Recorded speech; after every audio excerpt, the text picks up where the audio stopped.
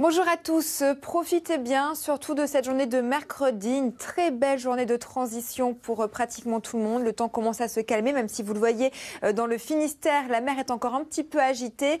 Autre photo, cette fois-ci en direction de l'Isère, on voit bien ces formes de nuages, c'est lenticulaire donc qui commence à se positionner sur les reliefs à cause de ce contraste de masse d'air. Grande prudence encore, deux cours d'eau en vigilance orange, c'est la Charente-Aval et l'Adour moyen, toujours en crue, même en nette progression. Donc restez prudents si vous habitez à proximité de ces cours d'eau. Sinon, vous le voyez, nous sommes entre deux perturbations. Celle d'hier qui part en direction de l'Allemagne et celle qui va arriver pour demain. Et ce système dépressionnaire va d'ailleurs apporter un coup de vent assez notable pour la fin de semaine. Regardez un petit peu déjà au niveau de vos cartes météo ce que ça donne. Nous avons de très très belles éclaircies entre les Hauts-de-France et le sud-ouest de la France.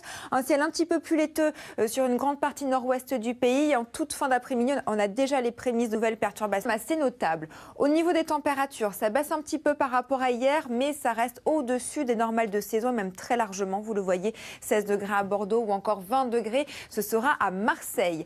Pour la suite, nous avons notre nouvelle perturbation qui continue sa trajectoire en direction de la Normandie cette fois-ci, avec donc de la pluie, du vent jusqu'à 70 km par heure. Cette fois-ci, c'est du côté de l'Est où nous aurons droit à de belles éclaircies, puisque la perturbation va vraiment stagner sur la moitié ouest de la France, avec toujours ce vent très sensible quand même, jusqu'à 80 km par heure autour du golfe du Lion. Pour vos températures, là encore, ça baisse un tout petit peu, mais ça reste extrêmement doux, avec 14 degrés, vous le voyez, à Montpellier. Dans le courant de l'après-midi, les températures, là encore, seront parfois 5-7 degrés au-dessus des normales de saison, jusqu'à 18 degrés quand même attendus pour Clermont-Ferrand. Et pour le reste de la semaine, vraiment une journée à surveiller, grande prudence avec les départs en vacances en plus pour la journée de vendredi.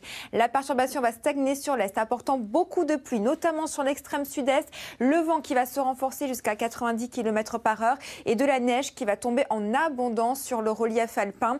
Un manteau neigeux qui sera probablement assez peu stable tout au long de votre week-end. On en parlera juste après le journal de Marie-Sophie Lacaro.